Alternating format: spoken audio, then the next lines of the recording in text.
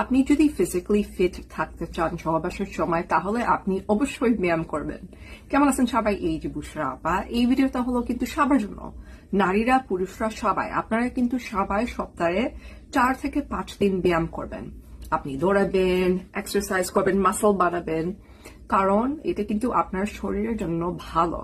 আপনি যদি অনেক ভাত খান, ভাজা খাবার খান, অনেক চিনি খান, আর একটু এক্সারসাইজ করেন না, আপনি বাইরে দৌড়ান না, আপনি ওয়েট লিফটিং করেন না, তাহলে অবশ্যই আপনার শরীর খারাপ হতে পারে। এবং এইভাবে একটু বেশি করে সবজি খাওয়া, কম তেল দিয়ে রান্না করা, এটা কিন্তু সহবাসের জন্য ভালো। কেন? কারণ সহবাস করার সময় এটা কিন্তু এক রকমের এক্সারসাইজ। তো আপনি যদি অনেক আমি পারতেছি না, এটা কিন্তু ভালো না। তো আপনি অবশ্যই এক্সারসাইজ করবেন। সো সবাই ভালো থাকেন, সুস্থ থাকেন। লাভ বুশরা আপা।